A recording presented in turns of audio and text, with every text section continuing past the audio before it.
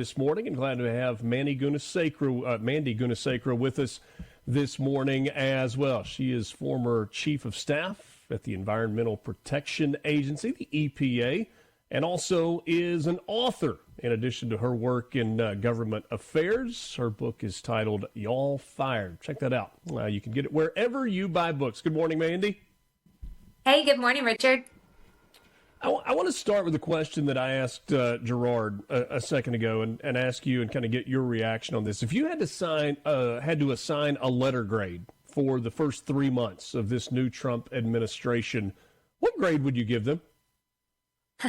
I'd give them an A plus, actually. I mean, frankly, the first week or so, the president really, it was night and day between the last administration and this administration. And it's a culmination of the fact that he never really stopped thinking about what he could do and the people around him, and then the collective conservative groups that support, thinking about what could be done to get the country back on a better path.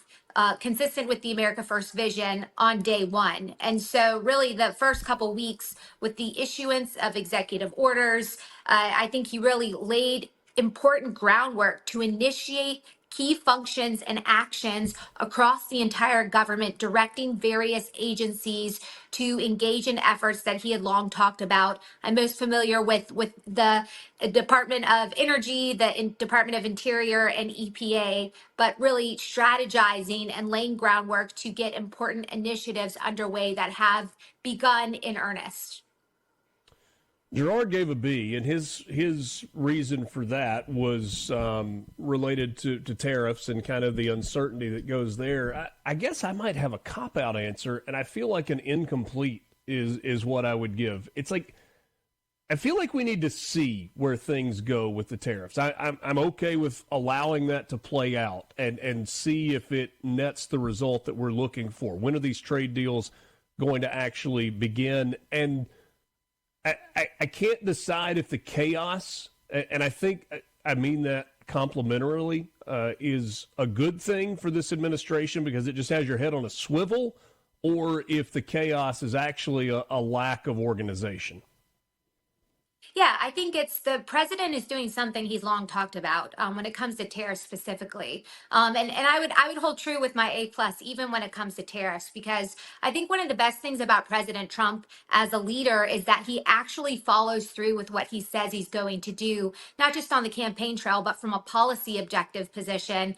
Something when it comes to tariffs specifically he's been talking about for over 40 years, and I really think a lot of the market dynamics. This is a recalibration of a markets that have been propped up by money printed by the Fed at their behest, and not necessarily indicative of the dispensation of value. And this is what the president is trying to do. And he's trying to make sure, as the markets are recalibrating, that value prioritizes things that are important in this country, primarily the reindustrialization of certain areas of the country where we have the people, the wherewithal, and a lot of other derivative benefits, such as environmental improvement, more efficient energy use, and local job creation, but really putting that front and center. And so, yeah, there's going to be a change, but I think it's a positive change. It's positive opportunity based off of what we've seen for the prevailing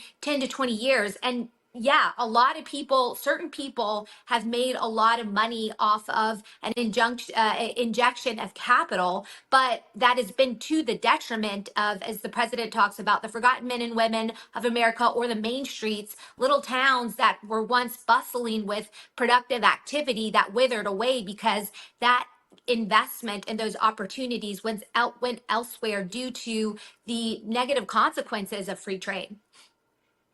And I guess that's been the argument pretty consistently of Scott Bessent and others that are related to kind of putting together our economic policy and where we are. This idea that we're not going to forget about Wall Street, but our focus is not as much on Wall Street as it is on Main Street, which sounds like, I mean, that sounds like a campaign cliche, if we're being completely honest. What does that mean in actuality? In reality, though, we're not going to focus as much on Wall Street. We're going to focus on Main Street. What does that look like if it works properly?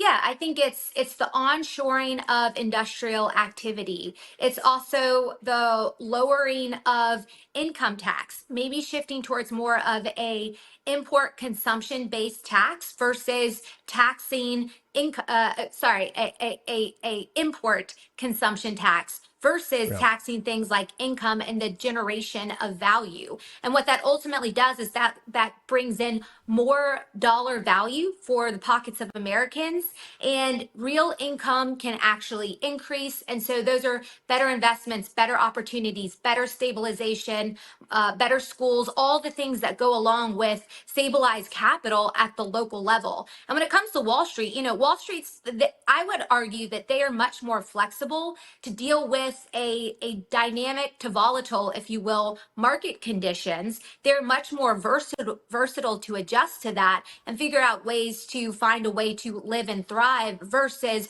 what's happened in Main Street, where the tools of productivity basically shipped out and went away, and the people were left there with virtually nothing. And so you've seen this emptying out of Main Street. So in action, I think it's everything from the president's policies, certainly the tariff, but his tax policies and the effort to really onshore and bring investment back into these areas. There's also things like, Richard, you may recall from his first go round, they're revamping these efforts, but opportunity zones. So areas that historically have been unattractive to capital investors for a variety of reasons. Some of those reasons are environmental issues. So areas that have been the holdings of long-term pollution. Capital investors don't want to park a lot of money or investment there because of the derivative consequences of that.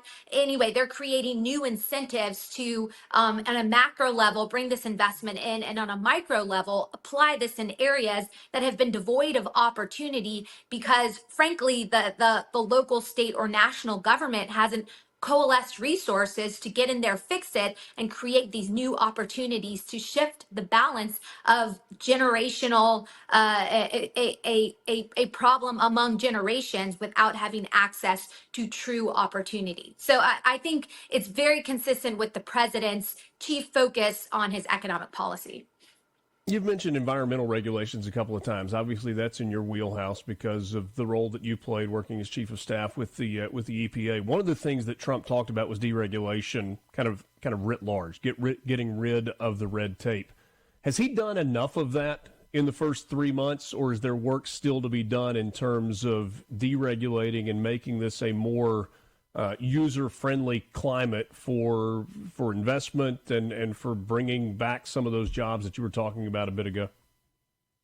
Yeah, deregulation is a huge piece of it, and he's done immense work. That's what, going back to what the president's role really in deregulation is, it's announcing executive orders that direct the agencies that actually have the power to get rid of red tape and to reduce the size and scope of the Federal Register, which is the bulky document where all of these regulations are ultimately published and then applied to the impacted stakeholders, whether it's businesses or individuals or consumers, what have you. So the president has done a really great job directing that, and his cabinet officials, Lee Zeldin, who's the administrator at EPA, you've got Secretary Wright over at Department of Energy, and Doug Burgum at Interior. I mean, they have not wasted any time. Now, the thing with regulations, and I think you're smart to wait and see. A lot of the hard work takes time. On the deregulatory front, the fastest really that you're going to get some of these major regulations off the books, it's a year.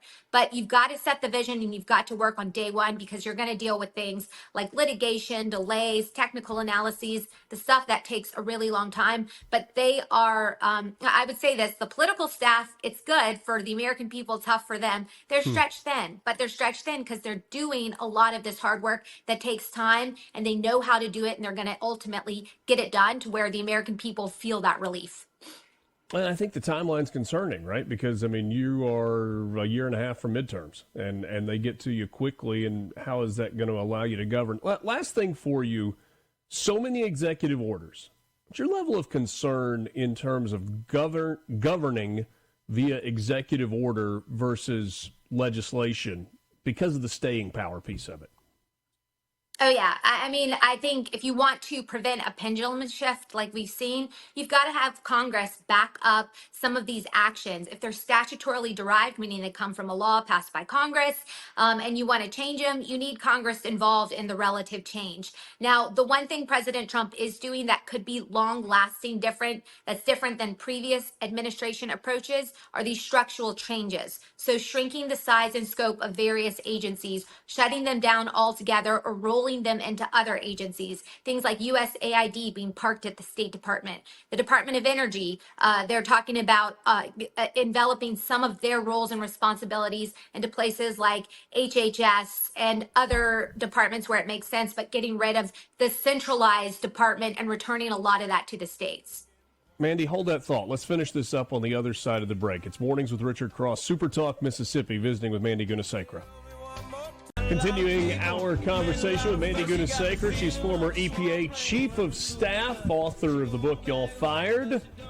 It's about streamlining the operation in Washington, D.C. and in the federal government. Mornings with Richard Cross on SuperTalk, Mississippi. Mandy, thanks for hanging on through the break. We were talking about governing through executive order versus through legislative action in Congress and the difficulty that goes along with that, because if you have a change of administration, as we saw with when Donald Trump came in this time, executive orders overwrite previous executive orders or undo previous executive orders. I think you were explaining that the way President Trump has gone about this should at least lead to some lasting change as opposed to the way some of the orders were put in place. Is that right? Yeah, absolutely. And I would define it into two categories. There's the policy changes, and then there are the structural changes. And the biggest difference between his approach this go round is fully embracing structural changes. And what I mean by that is this either getting rid of or enveloping entire agencies or departments, or even within certain departments, shutting down certain operations. And the filter by which this has all been done, I talk extensively about this in my book. So it's a wonderful thing to see, but it really is, do the operations of XYZ office or XYZ sub agency actually complement or contribute to the substantive fulfillment of the agency's stated mission? And the president has a lot of legal authority because agencies are a creature of statutory derived delegations of authority. The authority of the agencies, this is actually power borrowed by Congress, given to them by Congress, but it has to be tied to that specific purpose. So the president going in and making clear that at EPA, for example, they had this whole new office called environmental justice, something the agency already does from a policy perspective.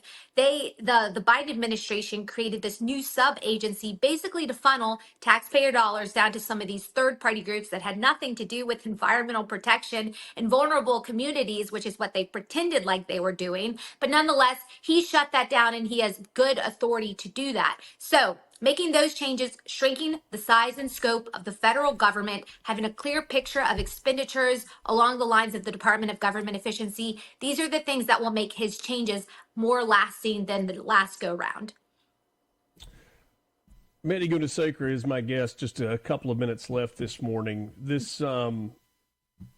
story with Kilmar Abrego Garcia goes on, and we saw the senator from Maryland make authorized, unauthorized trip to El Salvador over the weekend. Apparently there are 4 more House representatives that are visiting El Salvador today. Representative Maxwell Frost, Maxine Dexter, Robert Garcia, and Yasamin Ansari.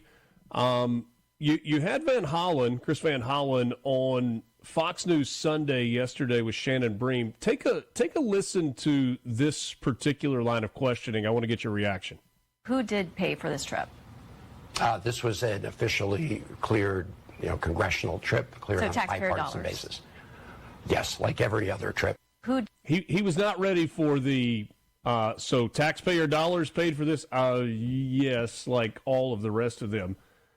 Have we ever seen anything like this where you have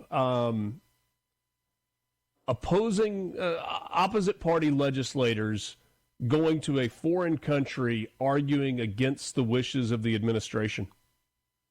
and the wishes of the American people. I was checking the stats this morning.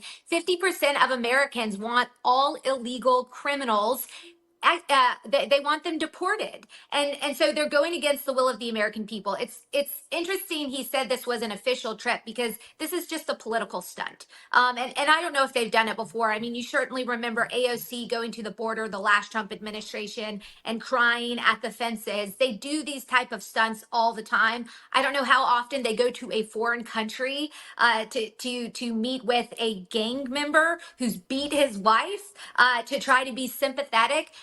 Arguing for something that the majority of the American people, they want those people out of this country because they have been the ones dealing with the consequences. I mean, look at Maryland. He's got all sorts of criminal issues, and a lot of it is directly tied to the fact that millions of illegal aliens came over the border during the Biden administration, totally unchecked. So yeah, it is frustrating to see, but it's a political stunt. I'm not surprised by it, and it's certainly one in. And you have willing mainstream media that just wants to focus in on this story to try to paint what the president is doing in the worst possible light. But I think most Americans see through it. Pretty interesting contrast when you think about the fact that Chris Van Hollen never went to the southern border to see what was going on when the Biden administration was in power, and yet now he takes a trip all the way to El Salvador on our dime. Mandy, always appreciate the time. Great visiting with you. Thanks for the insight this morning. Yeah, good to be with you, Richard. Thanks for having me. Mandy Gunasekara on Mornings with Richard Cross, former EPA Chief of Staff, works in government affairs, and she is the author of the book, Y'all Fired. We're going to take a time out. The 8 o'clock hour is coming up. We've got news for you next. We'll get into some more of these stories and things that are happening over the weekend going into this new week, and JT Mitchell will be by for the last half hour of the show to talk about some news headlines and what we should be looking for this week. Mornings with Richard Cross, SuperTalk, Mississippi. C-Spire text line open to you, 601-879-4395. C-Spire, inspired by you. 8 o'clock hour coming up next.